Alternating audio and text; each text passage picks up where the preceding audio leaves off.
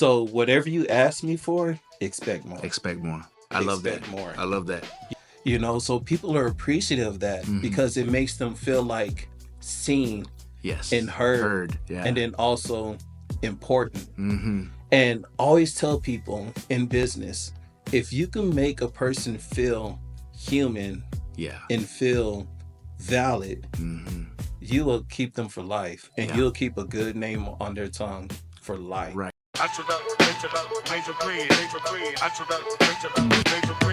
Out west where the sun always beams bright, Midland skies keep the hustle in sight. BAM Consultants got the blueprint intact. For dreamers on the grind, they got your back. Championing dreams from the ground to supreme, providing that spark, igniting the team. Marketing flow strategies that glean. BAM in Midland, building your dream. They teach the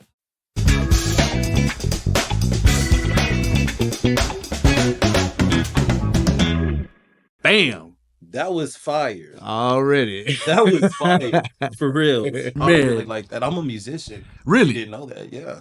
Okay. What do you play? Right here, bro. I play the piano. You I play the musician. bass. I play the guitar. Yeah. I play the drums. I've been working on the drums for like a year now. So Okay. yeah, just hearing that music was like, wow. Gets it going right. That funky, man. Yeah, real quick. You can't come in here with a bad mood and stay in a bad mood. No, man. No. We're going to get hype. We're going to get hype. Man. Hey, well, Mr. Darien Smith, Abundance Photography. Yes, sir. Pleasure to have you on, man. The Abundance Photography. Got to put the emphasis on it. The. There's a purpose with the "the." Okay. We'll get there though. What's that? So basically, whenever you say abundance photography, what abundance are you relating to, right? Because abundance is wide. Abundance for you may be one thing, abundance for me may be one thing. Right. But whenever you say "the," you're speaking of, right, the definition of abundance. Okay. So my business is a Christian-based business. So if I believe in the God and not just a God, you see what I'm saying? Gotcha. So people think that the abundance is actually the important part of my name, but the is actually the important part of it. So the abundance. It's the qualifier on it. It's the one that defines it. Yeah. Right. It's almost like it's akin to the I am. Yeah. Right. To where it is that I am. Right. It is the abundance. Right. Yes. Okay. Yes.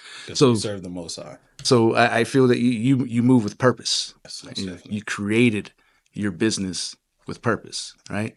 So you've had quite the journey, Yeah. right, to get where you're at, right? So, I mean, where did you start out at?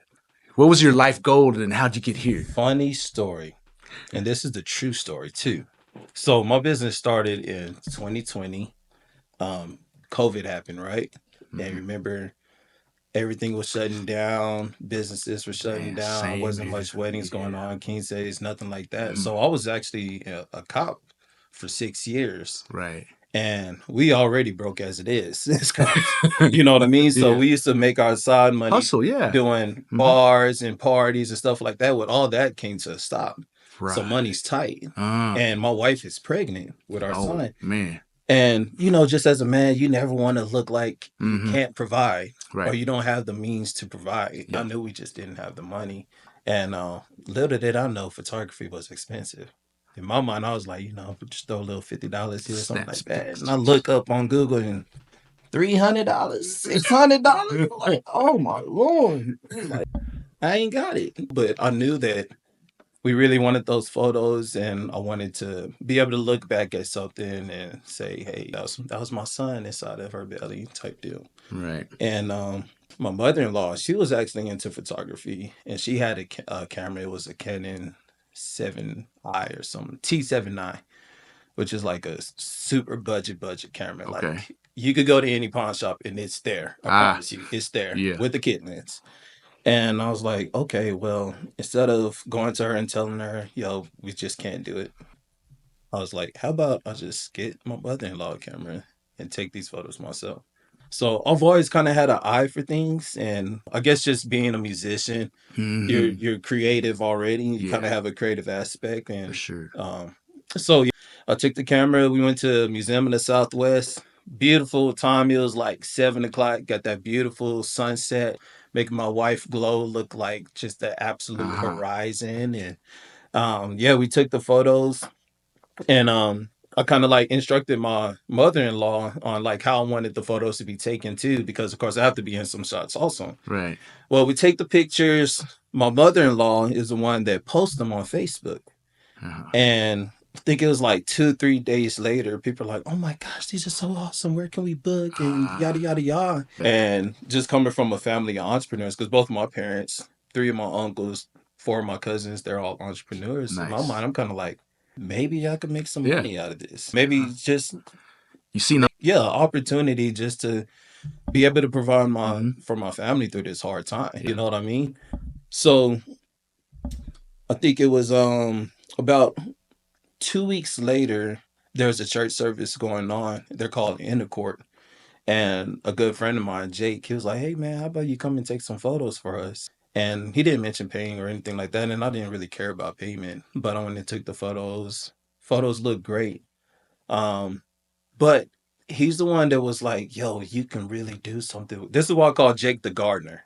Do you know who Jake Sanchez is? No. Jake Sanchez, you'll meet him one day. Everybody knows him. I call him the gardener because he plants seeds in people, man. And what you do with that seed is up to you. Yeah. But he was like, "Yo, you could really do something with this." He's like, you got a God-given talent. Just kind of hyping me up and saying stuff to me that I didn't even believe for myself. Speaking life into you. Speaking life into me. So just hearing it from the outside from someone that's only known me for so long, but yet is seeing all this inside of me, it kind of like ignited something to me to like, yo, like maybe this is for, maybe it's not just going to be a hobby. Maybe it could be an actual career or a lifestyle or passion for me. Right. So he's the one that really sparked it for me after that service. And then I looked at the photos too, and I was like, dang, I'm not really seeing anyone doing something like this. So maybe this is something, can be something special for me. And after that day, dude, I got hooked. I mean, like hooked. Obsessed. Brother, you think a crackhead like crack? You ain't seen Darien with photography.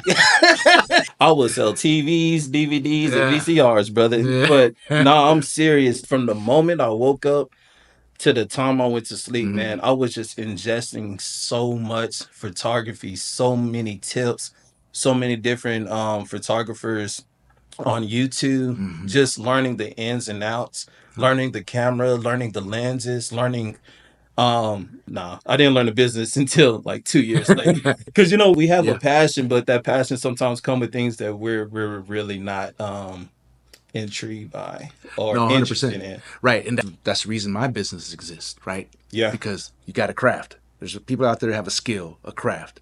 How do you monetize that? Yeah. Right. Exactly. And that's the part that we all like, we're not taught that in school. Yeah. We're not taught that unless you had a background, family of entrepreneurs, you kind of pick up.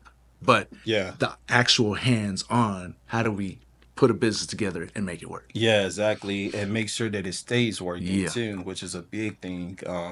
So yeah, I just ingested a lot of photography in those first 2 years and just learning the ins and outs, learning the actual foundation of what makes photography. A person with an actual photography background separate from a person with a cell phone and a camera on their cell phone. You know what I mean? Because it is two different aspects. For sure.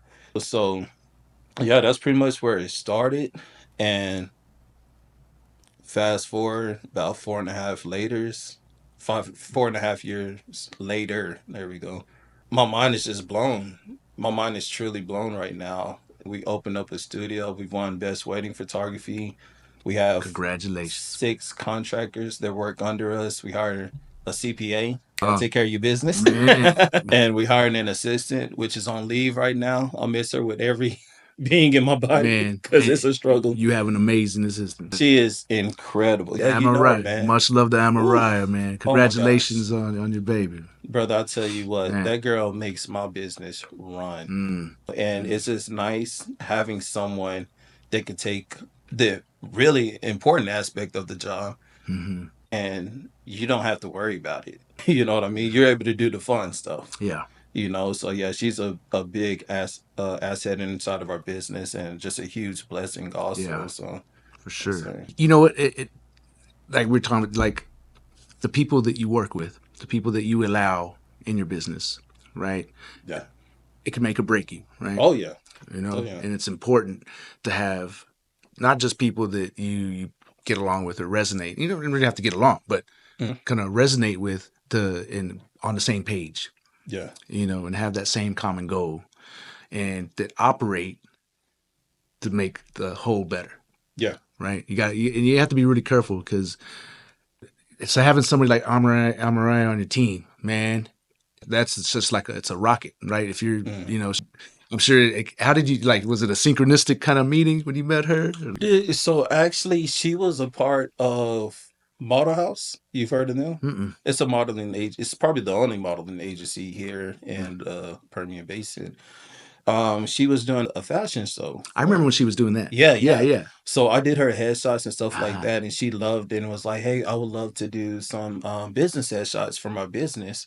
So I did that, and then I started hearing about what she does and stuff, and I was like, "Oh man, maybe you'll be perfect for my business." So yeah, we went from there, man, and I think that was a year ago, and just ain't looked back, bro. It's just been getting bigger and better. We're at a point now where we pay her fee, but we're able to pay her commission too for the people she brings in. Yeah. I think she doesn't understand that there's 365 days in a day, though, in a year, though. You know what I mean? Here's your commission, but let's not do this many bookings this week. You got to slow her down. Yeah. But no, she's great, man. Yeah. She's really great. Yeah, she's been just a huge blessing to Abundance Photography.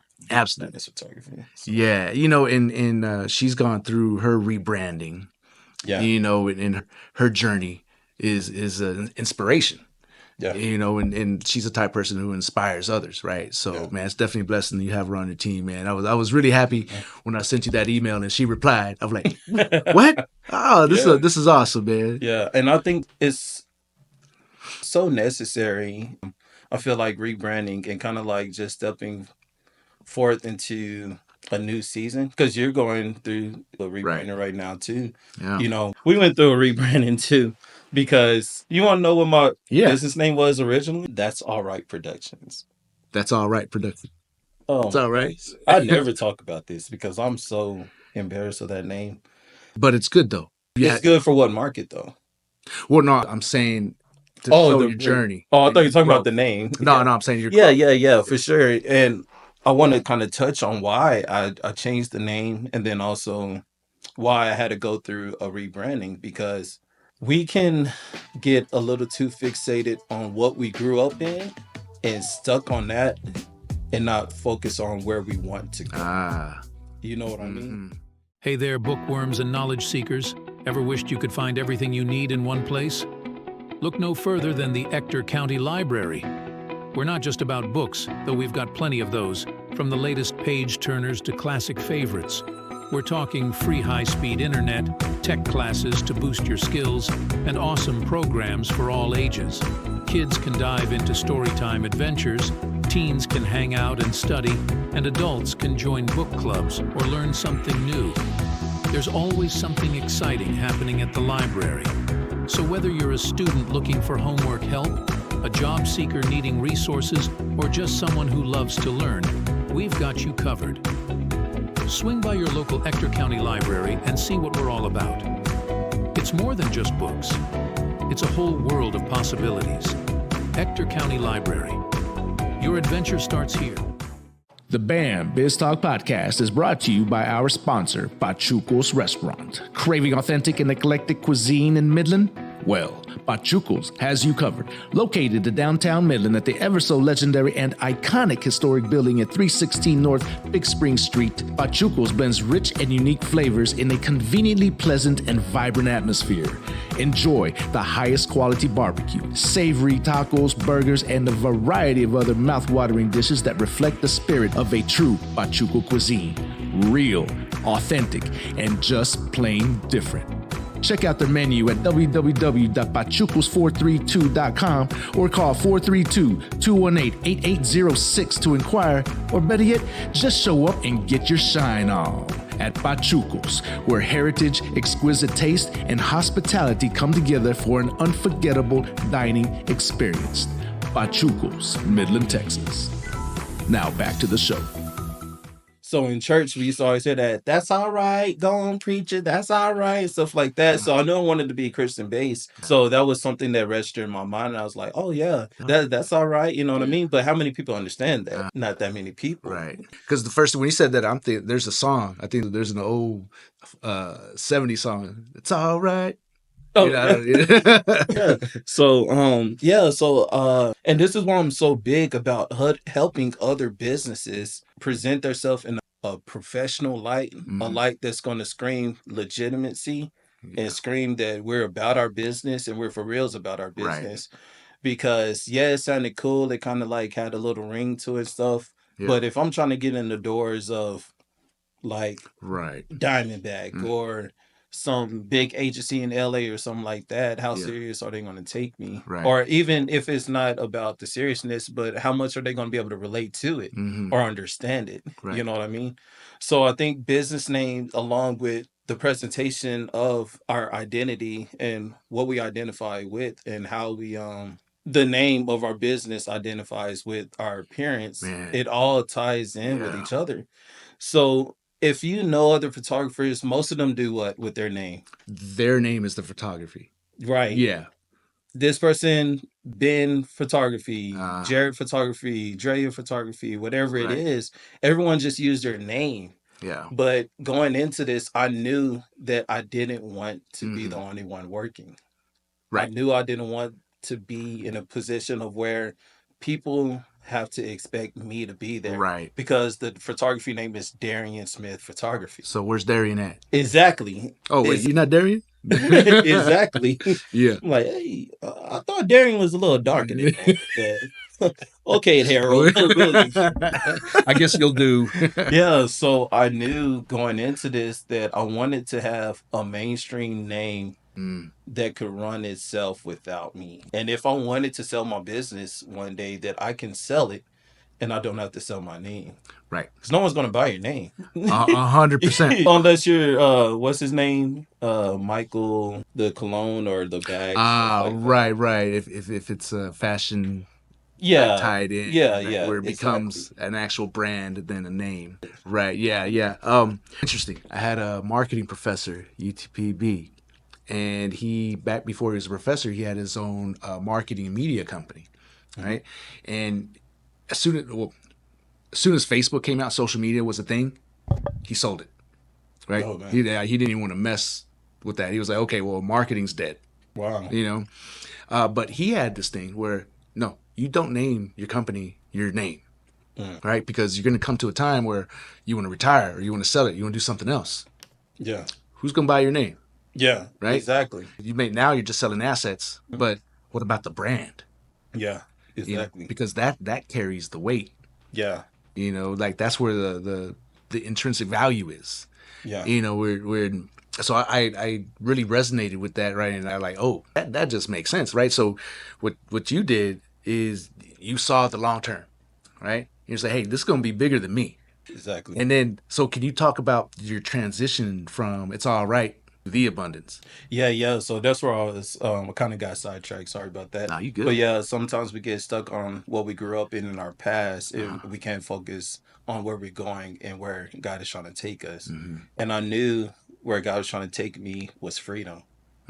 So that's another thing that comes with not using your name and using a name that can be entailed to anyone is freedom. I have freedom to send people out to do the work for me. I have the freedom to book this, and if I can't make it, I'm able to send one of my photographers out there because they're not expecting Darien Smith. They're expecting abundance photography. Right. So yeah, that transition of having to, I call it broke man mentality, where we grew up with just a certain amount of assets or resources, stuff like that we've kind of feel like that's our cap, that's our ceiling, you know? Yeah. And God is like, yo, that was your start. That was your foundation. Yeah. It was necessary for where I have you going. All the lessons, all the struggle, all the hardship, it was necessary for where you're going. But you have to get to a point where you let go of what was bad and you hold on to what was good for you and your business. Yeah. Both of my parents, my mom owned a beauty shop and then my dad owned a printing shop. Oh, wow. And my dad actually worked for Midland Report Telegram whenever I was young. And the beautiful thing about my dad was he was making incredible money, but he couldn't spend any time with us. So he gave up that job, took something that was less paying so that he had his freedom to be with his family. Yeah. So that is something that I'll always admire and respect and love him. For sure. So yeah, so just to go back to where I was talking about is understanding that you don't have to be a product of what you grew up in. You don't. You can you share your story and share what you came from, but don't look like where you came from. Yeah.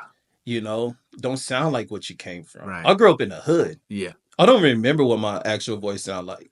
I'm dead serious because I was in law enforcement for 9 years. Right. Before that, I was in worked at the Boys and Girls Club. The only certain way you could talk to the kids. Right. So It's in their language. exactly. Right. So majority of my life I've had to kind of like have this customer service type of voice and appearance, you know. Especially being in business, there is a way that you want to present yourself, but also you can still stay true to yourself in the way you're presenting yourself, right? So I do speak more intellectual and I do speak more professional, but if I got to get hood and you ain't paid me yet, you know what I'm saying? Right. Like, so Yeah. it Quick. can come Right? out. Yeah.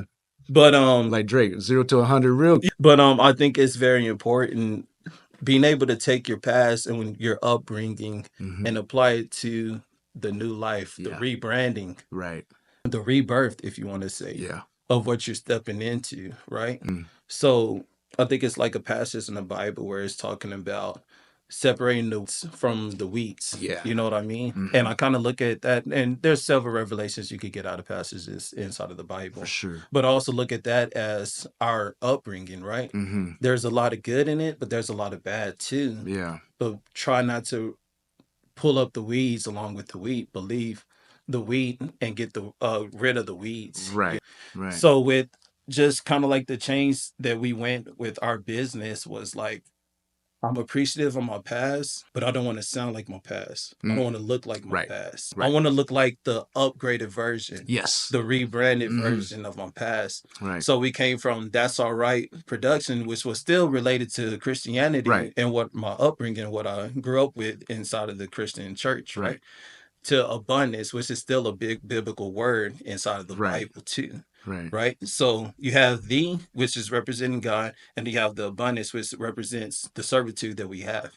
So one thing that I've learned just growing up, especially from my parents, oh my gosh, they are the biggest givers, dude. Even whenever we didn't have, they were giving. Yeah. Is that I'm going to have more than enough to the point that I can give to other people. I can give to other businesses, whether it's my time, whether it's my money, whether it's my resources. So that's something that I take a lot of pride in is being available to other people that are trying to make it in this entrepreneurial life. Yeah. Because it is hard. Yeah. I've seen the ups and downs. That's one of the big differences me and my wife have is I understand the dynamics of the work that has to go into running a business and she doesn't. So she's kind of like, dang, you're gone all the time and yada, yada, yada, yada, whatever. Yeah. And it's like, this is what I grew up seeing. So it's like second nature for me. Right. And we had to have a conversation. Yo, sometimes the time we're going to get spent together is us working in a business together. You know what I mean? Yeah. There was times that my dad would bring home his printing stuff and we all have to staple like booklets or something like that. Yeah. And some of my best memories with my dad, me and my brother on that staple machine, getting everything together, 5,000 different books, you know what I mean? Wow. But it was time spent with my dad. Right. And we knew we were in a position of helping our dad. Right. You were in service. Yeah, we were in service. So servitude was installed in me way young. Yeah. Yeah. And that's something that I believe we're all supposed to do in business. Like I tell people all the time, you live in Midland, Texas. Brother, there's enough money for everybody. Everybody. And I promise you. And then some. Yeah. There's enough for everybody. And I promise you'll get to more of it if you help somebody else along the way. Because the greatest advertisement, the greatest marketing out there is someone's words. And if you could put a good taste in someone's mouth, and they speak to the right person about you, right, that could change your entire change life. everything. That could change your entire life. So, like we were talking about before we started the podcast, is reputation is so important. Reputation is powerful. My business, yeah, we've done a little advertising here and there, but you've never seen me like on a billboard. You never see Right. me like, oh, this was sponsored by Abundance Photography. Like, Yeah. very rarely does it happen because people's words have been more than enough for our business to be successful. Yeah. You know, so Yeah. I'm running to it annoys my wife because we can't go anywhere with someone like, oh my gosh, are you a business photographer? Are you Darien? Are you whatever? Yeah. And it's because of someone else talking about me. Right. So that makes me feel good whenever someone comes to me excited because that means whatever you heard about me was good. Positive. Yeah. Yeah. Exactly. So yeah, word of mouth is the most powerful, right? It also is the most difficult to build up and generate. Woo. Yes. Right? Because anybody can throw a Google ad out, a Facebook ad out. Yeah. You know, anybody. Right? You got a business account, throw some dollars at it. Facebook will take it. Yeah. You know, it don't matter, right? Yeah. But that word of mouth. You know, what is Warren Buffett has this saying, like, you know, you can build your reputation for 20 years, but you can destroy it in 5 minutes. Ooh, yes, sir. Terrell Owens did it. Yeah. There's lots of examples, right? 100%, right? So it's powerful either way. Right? Yeah. The blade is sharp on both sides. Yeah. You know. So I want to talk about your original name, right? Yeah. That was, and this happens all the time with businesses. That's why rebrands are powerful, right? Because it had purpose for you and it was working for you, but it was internal, right? It was right. But what you did is you realize, hey, look, you're repackaging to express it out, to communicate, to articulate, hey, to customers. You're it's still meaningful to you, purposeful, but now people understand what you do and can now relate to you in a broader scale. Yeah, exactly. Right. So I think that's important for a lot of businesses. Like you mentioned, I was going through rebrand. That's the exact reason I'm going through a rebrand, to make it, to communicate what is it that I do. Yeah. You know, because I've known this for a while, but it's not clear. Are we a chamber, or are we a development? You know, what is it that BAM does? Right. Yeah. Okay. Well, this rebrand, I'm going to tell you, right? Yeah, I'm going to make it clear. This is what we do. Right. And this is how now I am intentionally want to be seen. Yeah. And want to be viewed as, right? And that's exactly what you did, right? While maintaining the purpose. Exactly. Beautiful. That's beautiful, because that's all right. Productions related to what I wanted, but abundance related to what we can do for you. Yes. You see what I mean? Without losing our identity and losing the foundation of who we are. Yeah. You know what I mean? So I was just going to add to, lost my train of thought. Yeah. So what we can do for you, the abundance part. So one thing I knew going into business is that if you're going to do something that a lot of other people are doing, there's like 1,500 other photographers in Midland. Yeah. You know, I'm on the Facebook group and all the other stuff. Is that you have to have something unique that separates you from everyone else, right? Yeah. It's just like going to Raising Cane, right? Everybody got chicken tenders, but does everyone have that sauce? That sauce. Yeah. You know what I mean? Yeah. Because you don't want to eat those tenders by themselves. No. You don't. I'll pull them now. Yeah, can I get some chicken tenders, extra sauce? We out of sauce. No, we good. I'm good. I'm going to Chick-fil-A. Yeah. So that's so I knew that I had to have something that was going to separate me from everyone else. Yeah. So the abundance relates to everyone else in my clients, right? In the sense of we're going to give you more than what everyone else. That's what I get out of it. Yeah. Yeah, exactly. So whatever you ask me for, I love that. You know? Yeah. Because I have a business partner, I have two businesses, Abundance Photography, and then the other one is called Gold Scale. It's a media focus on oil field photography. Yeah, so we do gold scale. Okay. Yeah, gotcha. Gold Scale. So it's focused on oil field photography, videography, web design, whole 9 yards. And we tell people all the time, give us your expectations. And we don't tell them we're going to give them more. Right. But we discuss amongst each other, what more can we bring to the table for them, to where it's like, wow. Wow. Yeah. Yeah. You know, so that's what I do with my work. We have our pricings, we have what you can expect. I always give more Yeah. than what they expect. For sure. You know what I For mean? sure. Just like Eagle Shadow yesterday, they're like, Yeah. "Hey, we would love for you to come make us a video real quick, and if you could do photos, that'd be great. But if you can't, that's fine." I didn't let them know I was going to do it, Right. but yet I get the photos and I get the video for them. Yeah. You know, so people are appreciative of that because it makes them feel like seen Yes. and heard, Heard. Yeah. and then also important. And always tell people in business, if you can make a person feel human and feel valid, you will keep them for life, and Yeah. you'll keep a good name on their tongue for life. Right. You know? So that's the way I run my business, is in a manner that, one, I always tell people, I want to create an experience for you that you're going to remember. Yes. You'll have these photos forever, but if I could make you remember how you felt in that moment and make you remember the experience that you had with me, the fun that you had, the excitement that you had, whatever it is, that's what I want to stick with you. Right. And so I believe in business, if we can create a relationship where people don't just value the service, but they value the relationship or the experience, the time that they had with you. Yeah.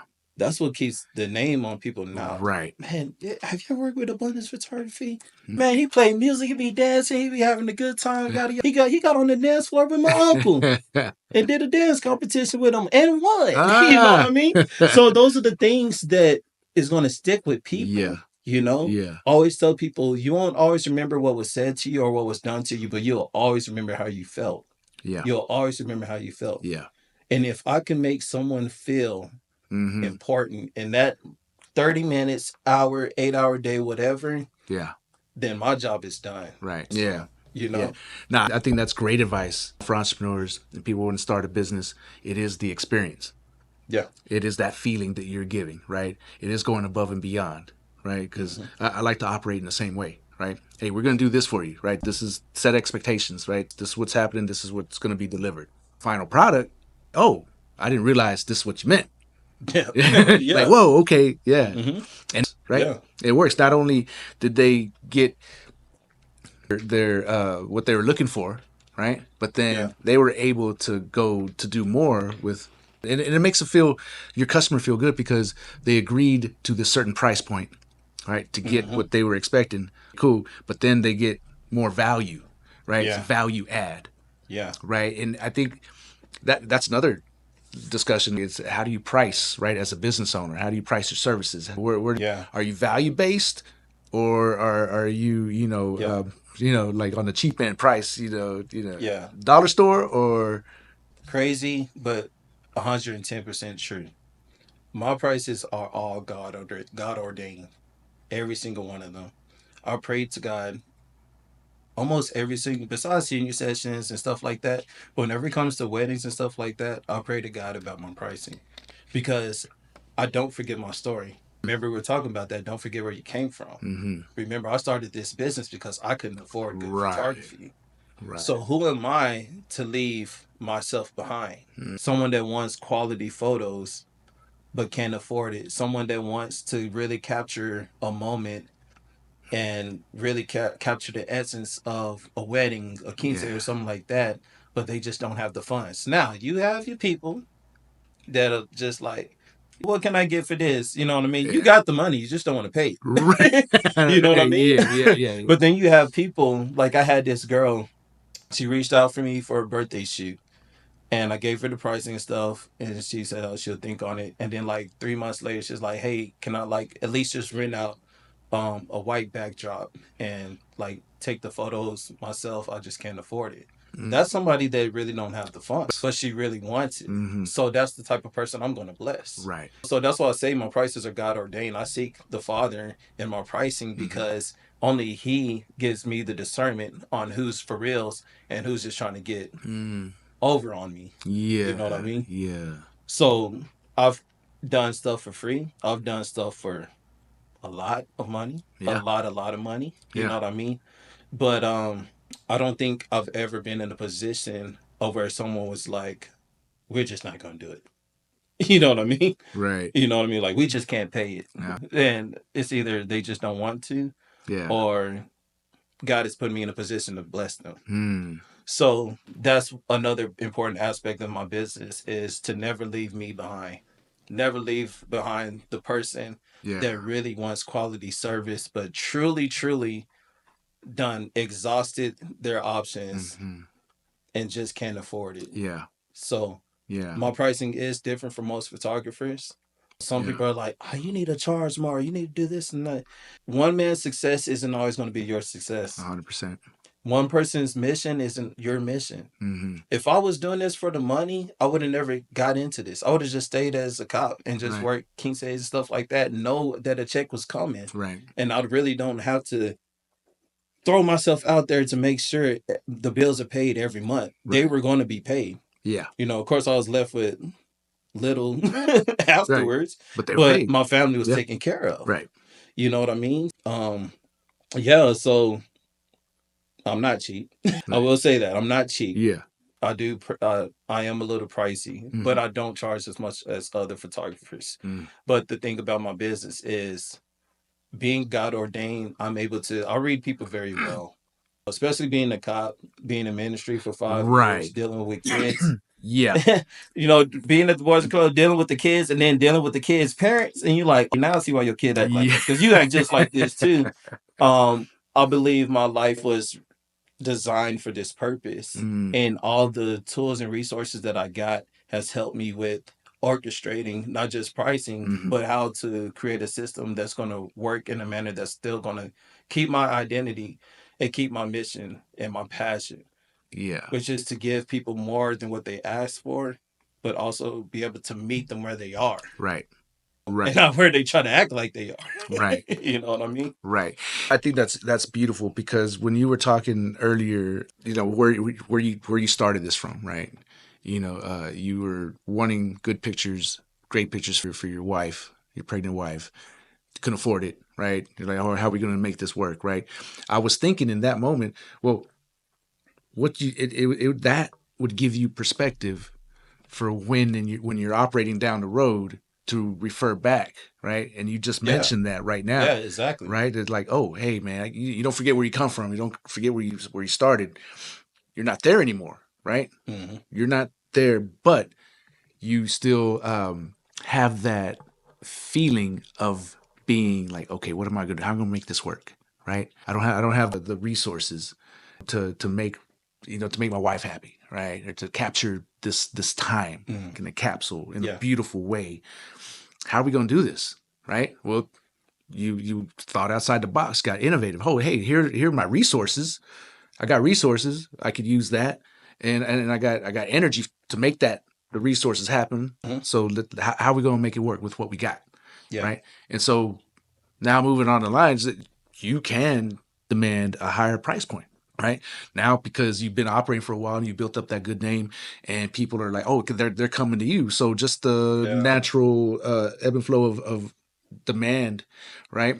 I'm missing that word. Demand. Oh my gosh, something in the supply and demand. Oh my gosh. Yeah, there we go. Right. So there's an abundance of supply, the demand, and you can only supply so much, right? Yeah. So right there, that demands a higher price point, but you're still recognize and can read people and say, hey, you know what?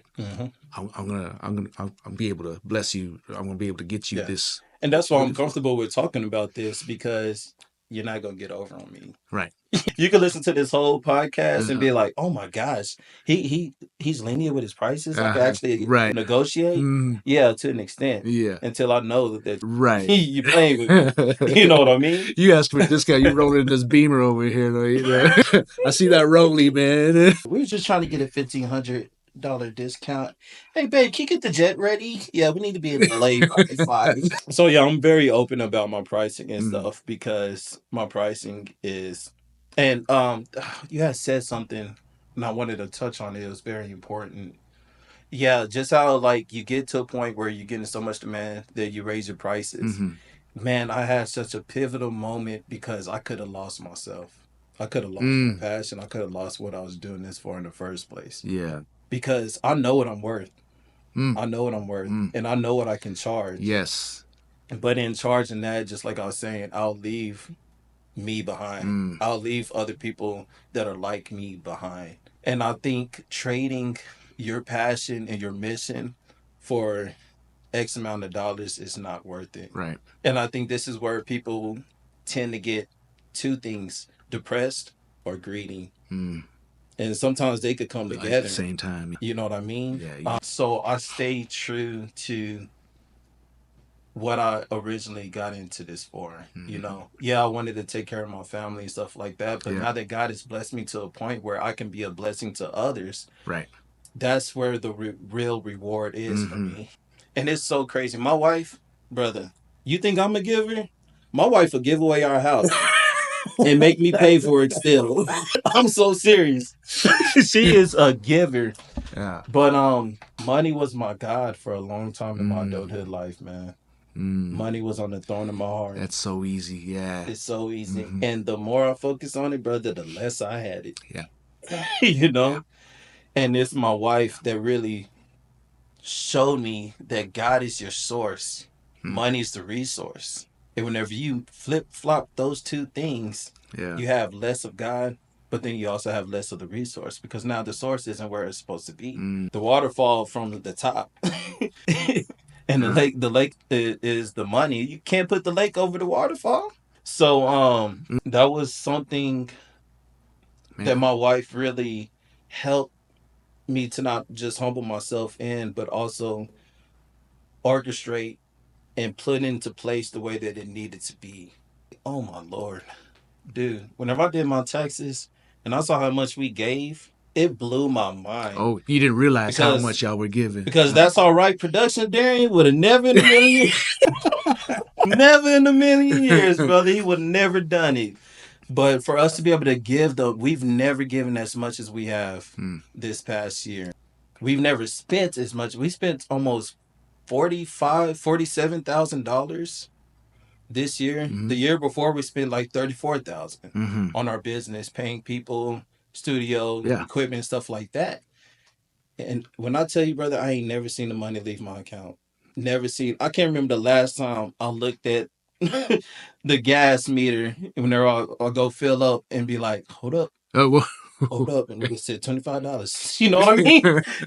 So I'm saying this not to brag on myself or to sound conceited. What I'm trying to do is motivate people to be a giver. It is the most rewarding feeling whenever you see someone in need and you're able to meet that need for them.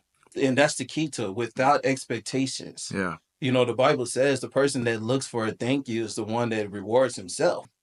But how much greater is God's reward? So I never expect anything in return. Right. And in that, God has always provided for me, man, in ways that I could not had ever imagined. Yeah. And I love how I really don't even ask God for anything, but he hears my heart. He hears what's on my mind. It's just like your wife, right? You walking in the mall and she's like, that's a really nice necklace. And then just walks away. But in your mind, you're like, shoot, let me see how much that costs. I could do that. You know what I mean? So I feel like that's what my relationship with God has been, like, man, I'm tired of this low ceiling in my house. I really need a studio. I got you. You know what I mean? And that's what this business has been for me, man. Yeah. I'm going to take care of God's people because God is taking good care of me. And I could say this, there's not a lot of people that have like done for me or like came to me like, hey, we're going to give you this or we're going to give you that. I truly believe God has orchestrated this business to where he is my source and he's put me in a position to be a blessing to others. Because growing up, just seeing the way that my parents served, the way that my parents gave, and they got nothing in return. Yeah. They never asked for anything in return either. And in my mind, I was kind of like, yo, yeah. I thought I was going to get a room to myself, but I guess we're just going to bring this straight. Who's this? But we never had to go without. Yeah. Even if we thought we were going without. Yeah. My dad would never, ever allow us to believe it. My dad made some of the worst situations in our lives some of the best memories. I still remember the electricity going off, and my dad was like going around like scaring us and act like a monster and stuff like that. And I still remember us not having water inside of the house at one point in time, and we went to go fill up some 5-gallon jugs, and my dad took off his belt. And he was standing in front of the car. We were inside. He was just like doing karate moves with it and stuff like that. Yeah. But he had always had a good way of steering our mind away from what appeared to be a bad situation. Right. And the reason I say that is because in business, you have your ups and downs, right? And you have things that happen that look like it's just the end of the world or the end of your business. Yeah. But it's just like the saying, is the glass half full or is it half empty? Right. You know what I mean? Right. How are you going to perceive this? And also, how are you going to allow this to be a benefit to you and not work against you? And that's something that I learned from my parents is, regardless of what bad happens in your life, you have the power of your perception and how you're going to allow it to be applied in your life. Man, I love that. That's powerful. Entrepreneurs and small business owners, are you searching for ways of taking your business to the next level?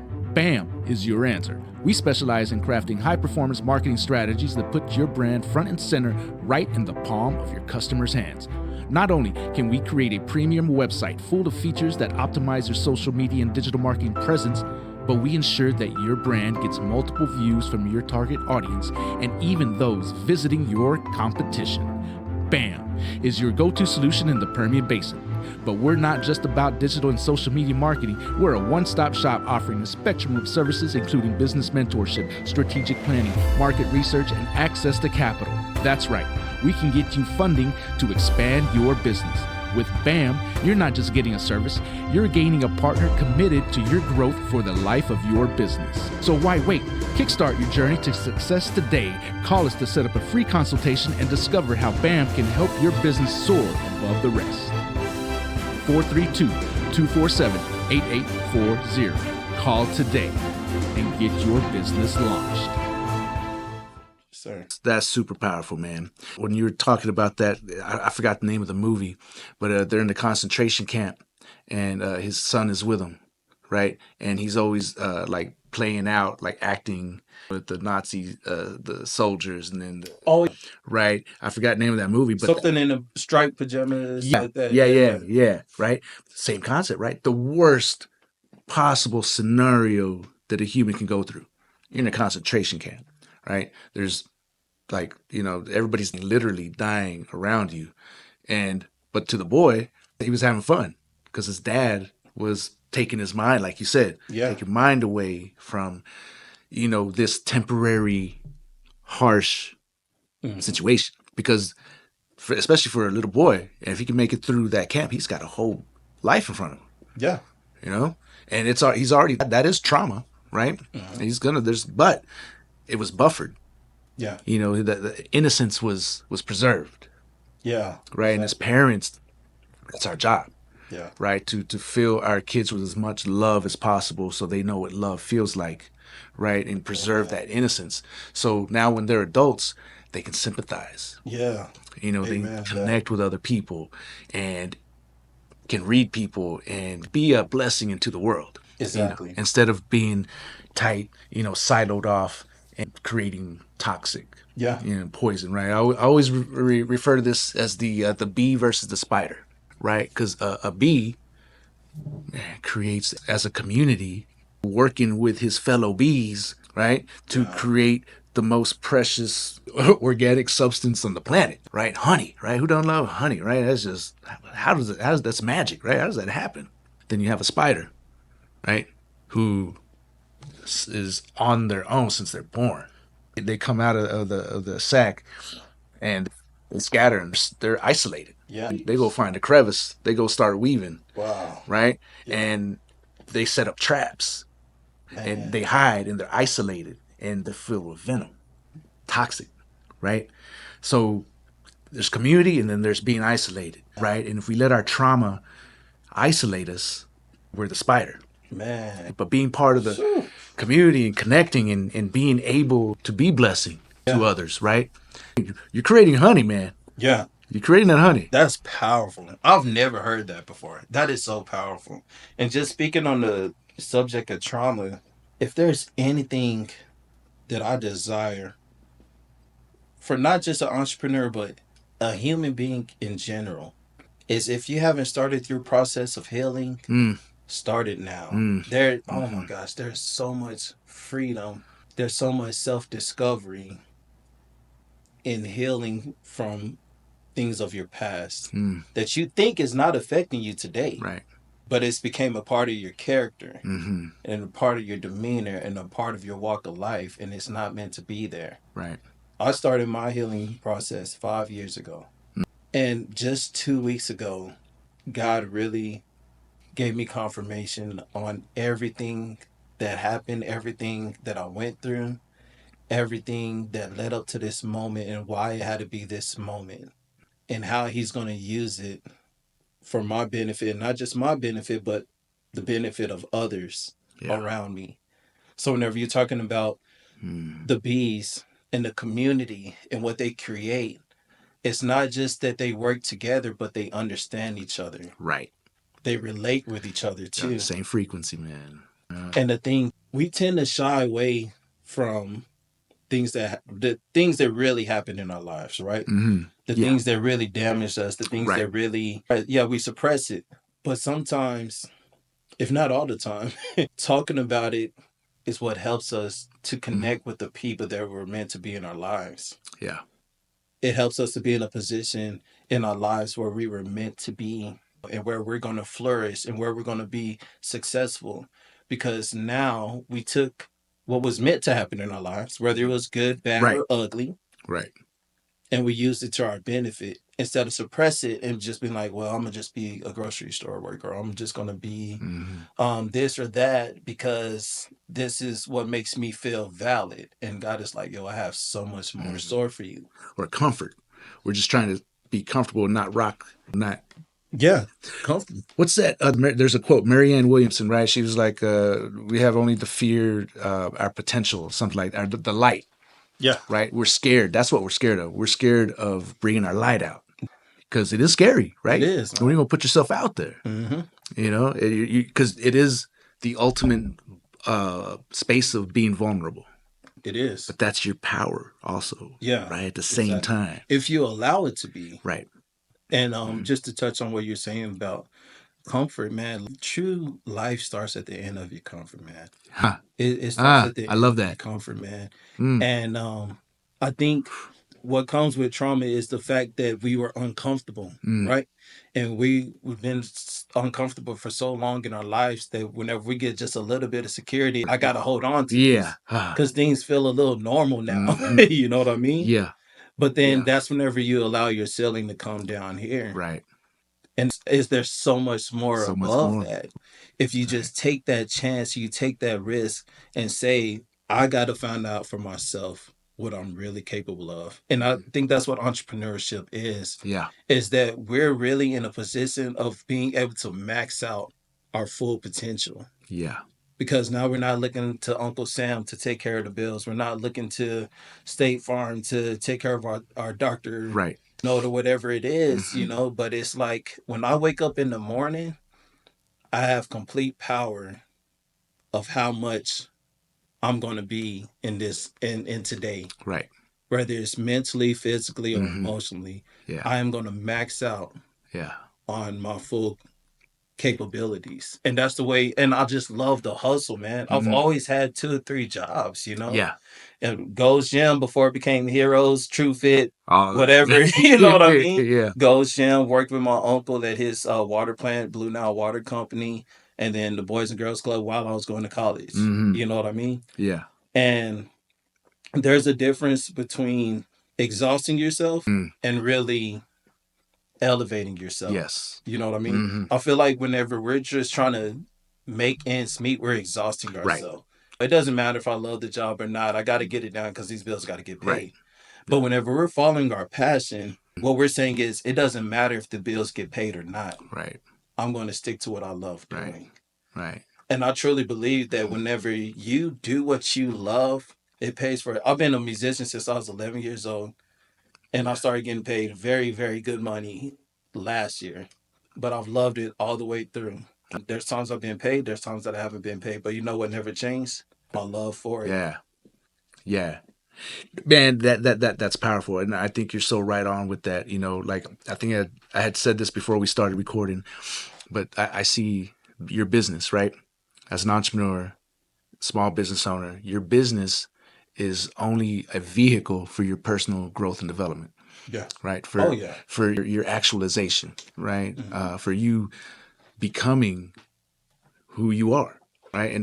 And we're, to break down the physical reality, things that we go through, right? I truly believe that we're spirits in a meat suit, right? Absolutely. That's and we're coming through this hard physical where you can touch things and things are materialized, right? Yeah. But really the operating system is what's running the show, right? It's almost like like a matrix type, right? Where everything's energy, right? And the experiences we go through are for a purpose, right? Like it's a stage, and we're here to kind of act it out. But at the same time, we're going through education. We're leveling up. We're going through a gauntlet of experiences to be refined, right? We're rocks in a river getting turned around so we can be smooth and a perfect sphere, right? Like it's the experience, and it's us going through it. And I wanted to touch on something else you said. It's the healing, about healing, right? Trauma, it makes us, I think after trauma, whether we're ignoring it or dealing with it, we're trying to heal, right? But the intention of it, right? Because it's easy to fall into the dark side of drugs, alcohol, addiction, of different whatever rocks your boat, right? Whatever's gonna make you numb out and forget about your trauma, right? Exactly. You're still trying to heal. You just don't know how to heal. You're trying to put a Band-Aid on a huge gaping wound. You just don't realize how large that wound is because you're suppressing it. But like you said, when you speak it out, when you deal with it, when you're talking about it, that's where the healing starts. That's where where you really truly start to heal, right? And it's not an overnight thing, right? It's a process. Absolutely. And you have to get to the root of it. That's the big thing. And the hard thing about the root is grace. That's the hard part about it. Because majority of the trauma that we face pertains to other people's actions towards us. Right? Yes. Majority of it. Whether it's because whether you got into drugs, whether you got into alcoholism, there was someone involved in it. Right.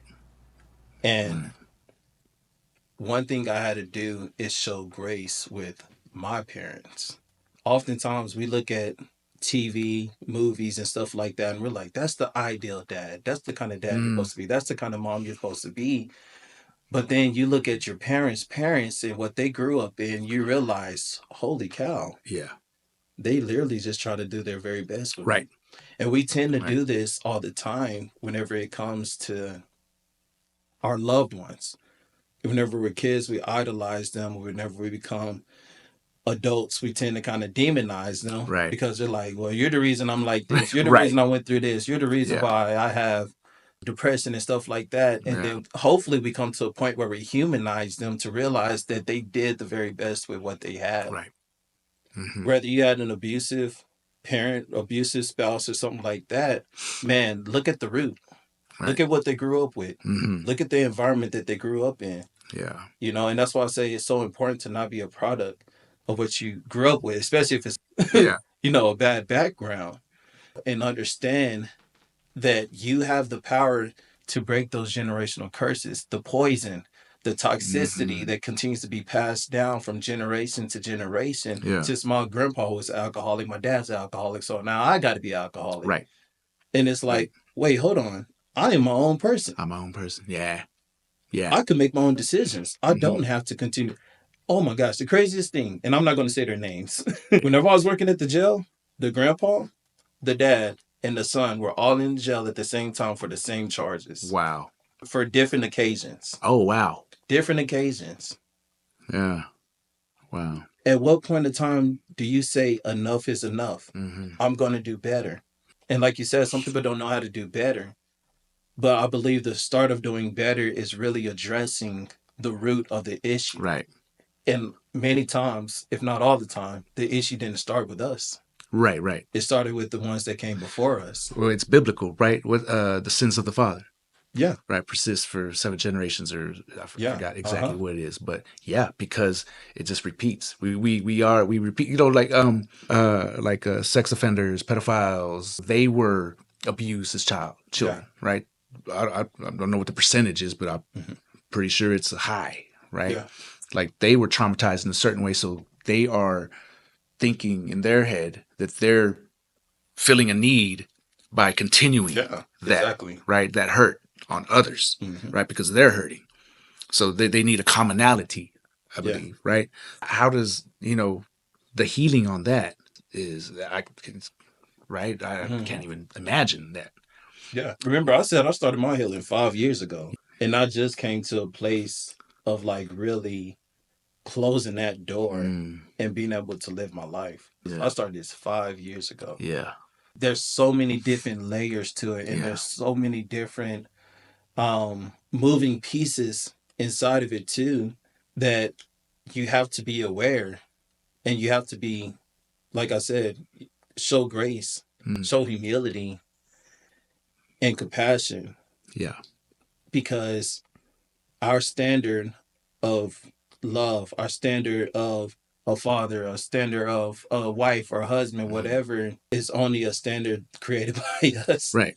Yeah. There's a standard in the Bible, but the Lord said, I'm perfect. You're not. This is why I died for you, because you're never going to be able to fulfill this standard. So that's why it's important for us to show grace and understanding that, hey, sometimes people do their very best and their very best falls short. Right. But that's okay. I have the power to do better.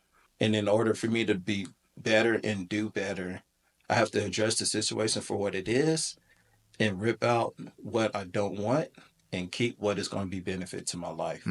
A benefit to me, a benefit to my wife, a benefit to my kids, a benefit to my business. Yeah. And keep it moving.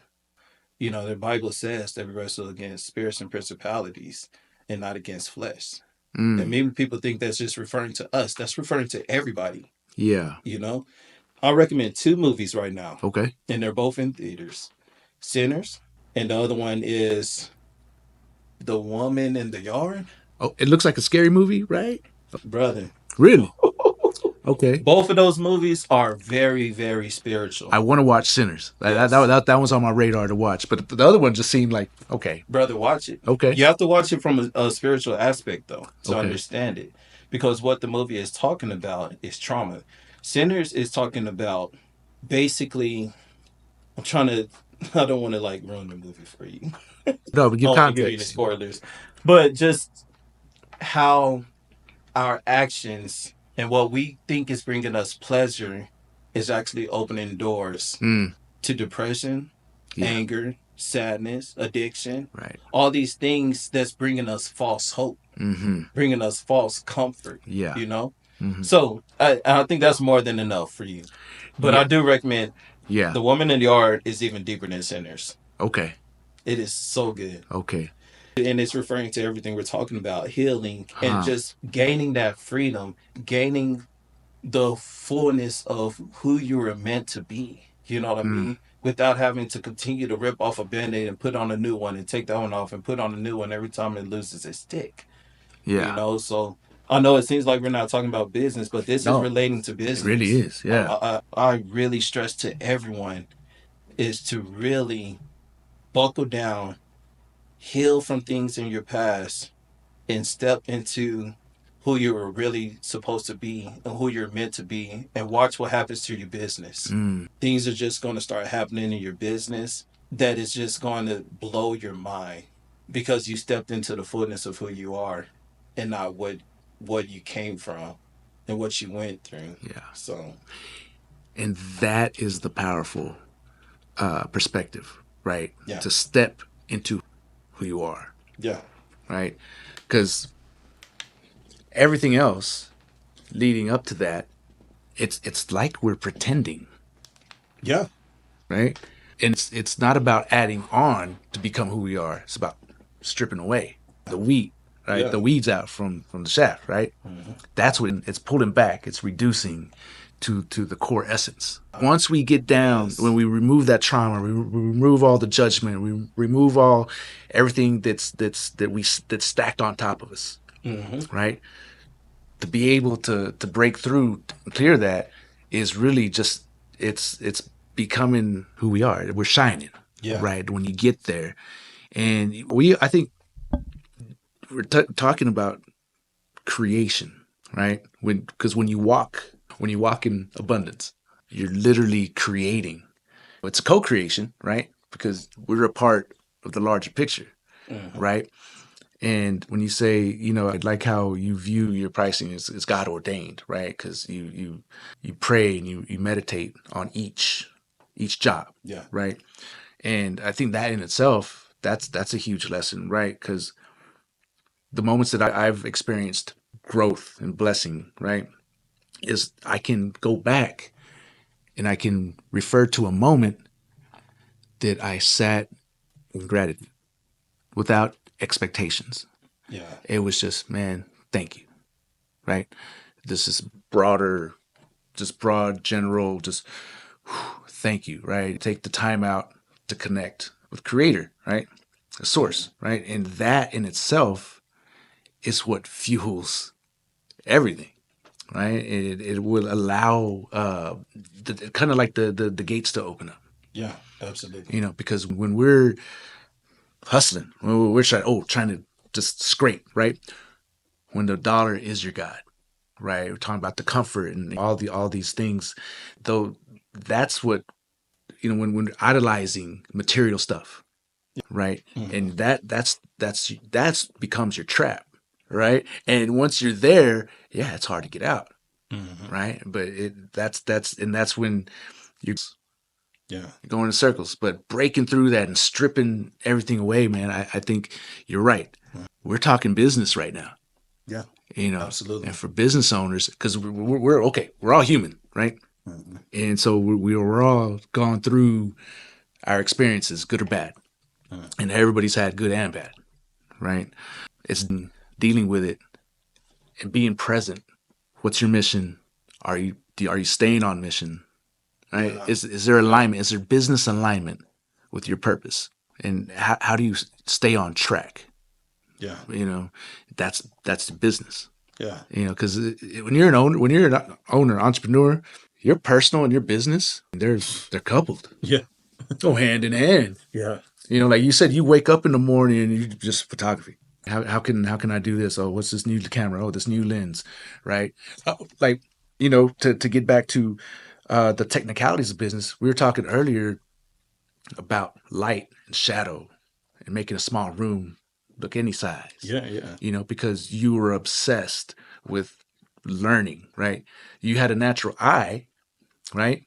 You had an aesthetic eye to how to frame, but it was just what you thought, right? Yeah. But then you coupled on top of that, you stacked skills, you stacked knowledge, right? And then you went to work, experience, right? The hands-on, and you can't beat that. You can't take that away, right? Because there's the academic side, and then there's the actual hands-on, real world. Yeah, exactly. Best of both worlds is to bring those together. I feel that's what you've done. And then, well, there's always the third part. This is what we've been talking about the whole time, the spiritual side. Yeah. And what's really running the show. Yeah. Because when I, from experience, when I try to run the show, it don't work. Oh my God. No. And then you just ask yourself, why do I keep doing this? Like, why am I so hard headed? Yeah. Right. Yeah. It's the, I've been going through a lot lately, right? I feel when I was younger, I was very just naturally spiritual, right? And then getting into adulthood, I feel I lost that because I had a fear of losing, out of fear of not having enough.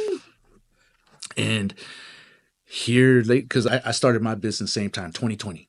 I left my job, my comfort, my paycheck, my insurance. I left February 28th, 2020, right? That's 2 weeks before the governor shut it all down. Wow. Woo. So I was still like in mid-flight off.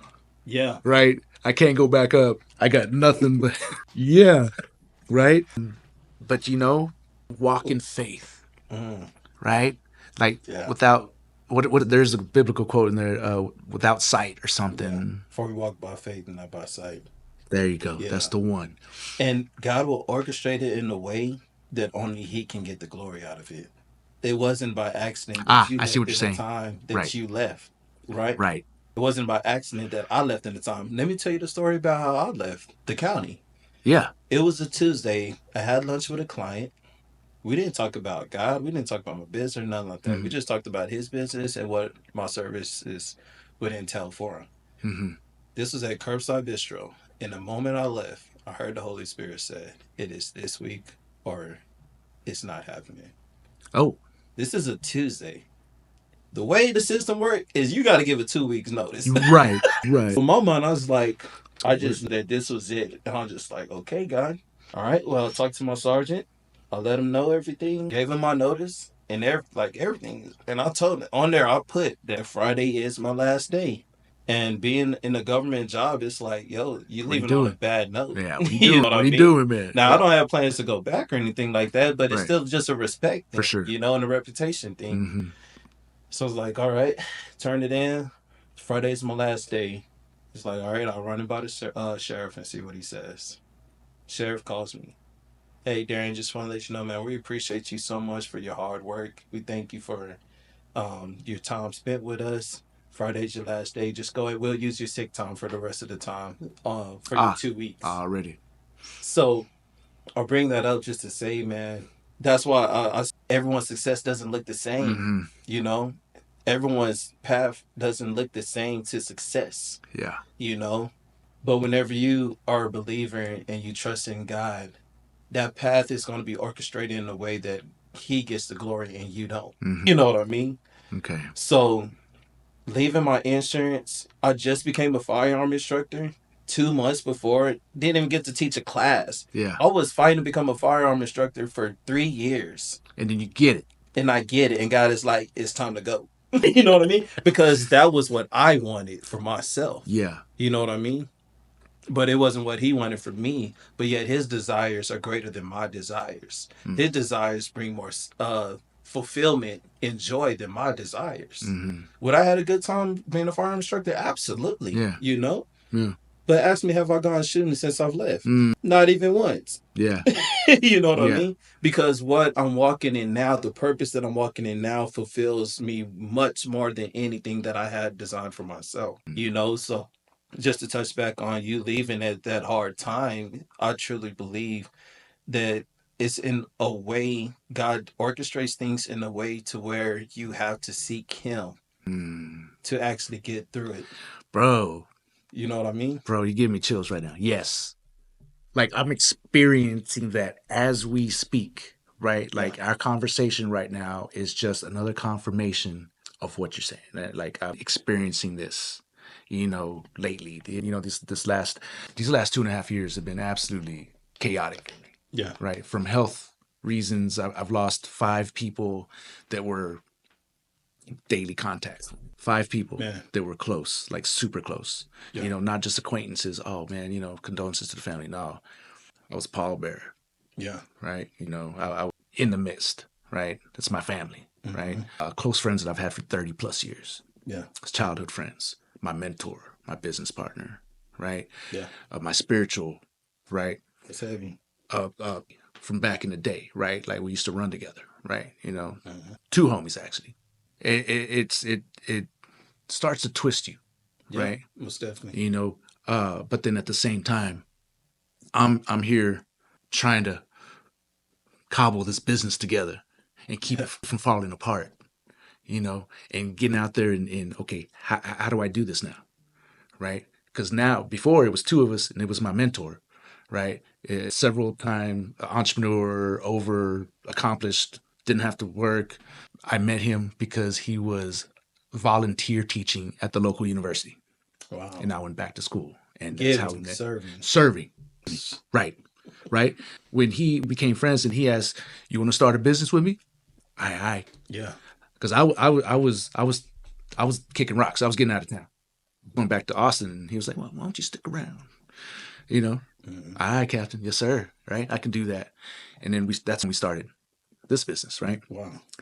And then, but the two of us, dynamics, man, we could take care of. We could rule the world. Yeah. Right. We a ton of work, just two of us, because we had our own strengths. Yeah. Then where we overlapped, it just worked. Yeah. It just worked. So when it passed on, man, now the sailor, the first mate becomes the captain. Yeah. Right. But captain ain't got no sailors. Yeah. You know, steering this big ship. Man. You know, and it's been humbling. It's been a struggle, because before I would have, you know, my life, right? If I never had a problem getting a job or money. I used to have my own businesses back in the day, and I just started a business and cool, we go on money. Yeah. Right? I had 4 businesses at the same time, right? Before I went back to school. Yeah. And circumstances, man, it's like a country song, right? Like in 30, 45 day period. So I used to be a hot shot driver, had my own truck, mobile detail, right? Had my own rig. Then I've been a DJ for forever, you know, so I just do quinceañeras and weddings, you know, on the weekends, mostly for fun, a little bit of extra cash, right? And then lawn care, right? Well, the hot shot was my bread and butter, right? Engine blows, and I wasn't prepared. Right, I wasn't prepared to sink $15,000 to a new engine, get it in, and, you know, get everything running right. Right. A couple weeks later, I'm like, okay, well, I can get by on mobile wash till I save up some money, get my truck back going. Right, my mobile rig got jacked. Man. Right, so my 2 money makers gone. Right, so that's when I go back to school and I meet my mentor, my future business partner. Yeah. Right, but fast forward, and these last couple years, where I've always been spiritual, right? I've always had there's creator, there's something greater than us. Yeah. Right.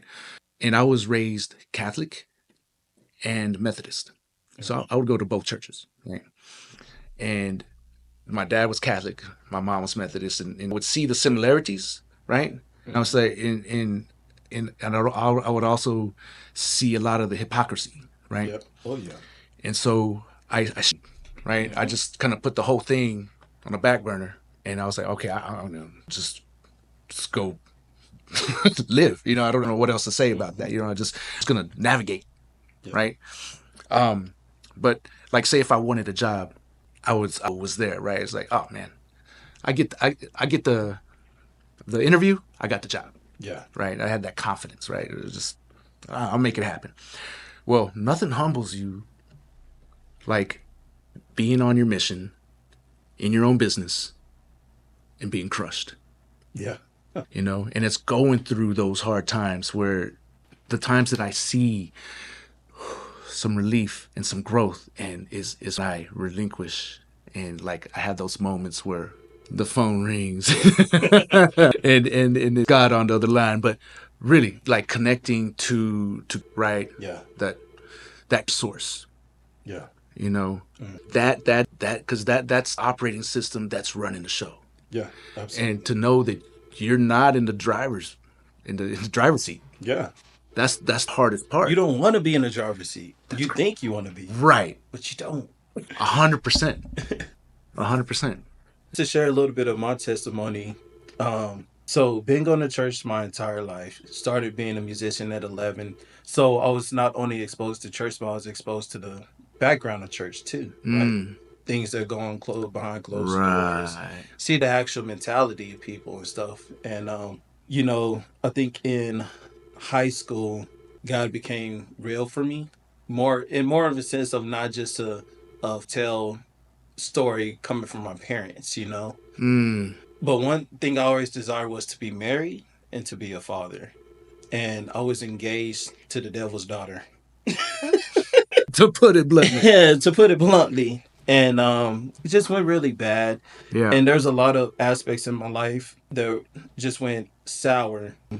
I know now, I didn't know then, but I'm bipolar 2. I'm diagnosed with bipolar 2. Yeah. So let's real quick. Everyone that uses diagnosis as an excuse for their laziness and their bad actions, please stop. If you're not actually diagnosed with something, please gotcha. stop. Right. It's just my OCD. Everybody got it now. The dirtiest people want to claim they have OCD, and I don't understand it. My best friend, obsessive compulsive about being dirty. My best friend has OCD. We almost ended our friendship because I left the top of toothpaste off of that is OCD. That's OCD, man. Yeah. Like our was on the rocks. You know what I mean? Yeah. All right, back on track. So between 21 to 24, going through all this stuff, thinking about my past, the things that I went through as a child. I was molested by my cousin, raped by someone too. Kind of touch on that as someone. Yeah. Wow. I got to this place where I hate God. A deep, evil hate for God and for women. And it was July 2nd, 2016. I was sitting inside a G block at the jail working, and I told myself, if my uncle doesn't text me back, that's it. I knew exactly how I was going to take my life. I knew exactly where I was going to take my life, and there was absolutely no way of surviving it. I was going to make sure the job was going to get done. This is like 2:00. I still have the text to this day to my uncle because I messaged him on Facebook. Never talked to him. Like even to this day, like he's my uncle, but we really don't have a relationship like that. Yeah. But I was in this place where I felt like I couldn't reach out to anybody. So to kind of like give myself confirmation, I try to reach out to someone that I knew wouldn't respond. Just so I could say, well, I got off myself. Yeah. 2:00 in the morning, he texts me back. We never text each other. Yeah. And he saved my life that night. Wow. And I always tell people, whenever it comes to walking with God or choosing God, it's better to choose than to make an emotional decision. And I believe I feel that people make an emotional decision, whether it's because someone passed away, you're going through hard times, or you feel like the Lord is present with you, or you feel like God is surrounding you or stuff like that. The feeling isn't always going to be there. Right. It's just like marriage. You're not going to always feel like you're in love with your wife. Right. You're not always feel like you want to talk to your wife and deal with your wife. Yeah. But you choose. Regardless, in spite of how I feel, in spite of what I'm thinking about you, in spite of how you are with me, I am going to choose you. So it was just one random day. Oh my gosh, it was a Tuesday. Tuesdays. That's crazy. It happens on Tuesdays. Watch out for Tuesdays. I just made this decision because I was trying to discredit the Bible as much as I was trying to prove that thing to be false, brother. I've been there. I know. Hard. That's why I love having conversations with atheists and stuff like that. Because you've been there. I've been there. You know what I mean? I was you. Right. But I remember it was a Tuesday. I just said, if you are for reals, then I'm going to walk this thing out. Regardless of how I feel, regardless of what I think, regardless of what my life looks like, I'm sticking to your side. Yeah. And I didn't even realize the whole time he had been sticking to my side. Even in your denial. Yeah. That's the crazy thing about it. I feel that, man. And this is the crazy thing, too. Just to kind of like touch on what you're kind of dealing with right now, the chaotic and all that other stuff, is whenever we have a successful business, the Bible says that all good things come from the Lord. So no matter what that good thing, the definition of good, not what looks like it's good, what's truly good. Gotcha. All good things come from Him. And whenever we keep our eyes focused on Him, the one that gave us the business, the one that gave us the vision, the one that gave us the resources, that's whenever things are able to fall into place. Because you give your son a Lego gift, right? And you give him the box and you say, here you go, son. And he's looking at it, he's like, oh my gosh, this is amazing. It's a Star Wars battleship, yada, yada. And then opens up the box and it's like, bunch of pieces. What in the world? And this is where we make the mistake in our business, is that God gives us something and then we think, I'm the one that got to put it together. Right. I'm the one that got to make it work. I'm the one that's got to assemble it. And God is like, seek me. I'll instruct you on how to put it together. I'll instruct you on how to run it. I'll instruct you on how to make it last and not fall apart right after you put it together. So everything that we have in this life that is good is meant to be given back to him, because he's the one that knows how to orchestrate it in a manner that is going to benefit our lives and not harm us. Yeah. Because you could take a blessing and make it a curse. Yeah. If you don't steward it in the right manner. Right. So it reminds me of the story, and we just talked about this at my house. Me and my wife, we do a lot of Bible studies, and for some reason, it always goes into 12 o'clock at night. But the story, and I'll explain this in a manner that you probably haven't heard before, of Peter whenever he steps off the boat and he sees Jesus, right? But before, there's another passage where Jesus is sleeping inside of the boat, and there's a storm going on, and the disciples come to him like, yo, like, do you not care about us? Like, we're about to die. Yeah. You know, like, do something. And Jesus comes out and he says, peace be still to the storm, right? So fast forward to the passage with Peter and Jesus. If it's Jesus or not, he's like, if it's you, then command me to come out onto the water with you. He never calms the storm, though. Logically, you would think that if I'm going to call you off a boat, never done before, I would take away the distractions. He has Peter come off the boat and walk. And then Jesus catches him and says, for us to gain access through the process. Yes. Everybody wants to bypass the process. Right. So this is tying into everything we're talking about, the healing, understanding how to use things that happen in your life to your benefit. The storm was also ordained by God. Right. The storm was also in control by God. Yeah. So whenever we look at our lives and we look at struggles and we look at hardships and stuff like that, we have to understand, man, if I just keep my eyes on the person that brought me here in the first place, I'll get through it. And everything around me is not to harm me, but to benefit me. So keep your eye on the prize. I tell people that all the time, keep your eye on the prize, man. If he brought you to it, he gonna see you through it, you know? Yeah. That was my grandmother's favorite saying, bro.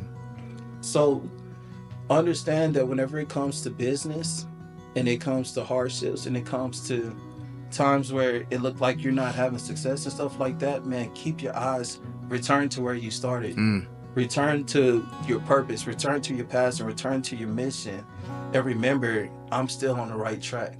Even though everything is looking chaotic, everything around me looks like it's trying to knock me off my path, I'm gonna stay focused on keep my eye on the prize and stay focused on what I did this for in the first place. Right. So the storm in our lives is necessary. It's necessary. It's very necessary. That's all powerful, man. That's usually when I do a podcast, I would ask, hey, do you have any parting words? Man, you just laid it out right there. I think we can end it on that note right That's there. a great note, man. So, Darien, it's been a pleasure having this conversation. Congratulations on your success, and I'm looking forward to much growth from your business for you and the community, right? Because I think you're an asset to community, and we need businesses like you, like yours. Yes, sir. So, how can people get a hold of you? The Abundance Photography, all your social medias? Yeah. TheAbundancePhotography.net is my website. Instagram, all my models, senior portraits and stuff like that is The Abundance Photography 1, because The Abundance Photography was already taken. So The Abundance Photography 1. And then on Facebook is The Abundance Photography. Cool. Yes, sir. Awesome, man. Well, I appreciate you. This was good, man. It was.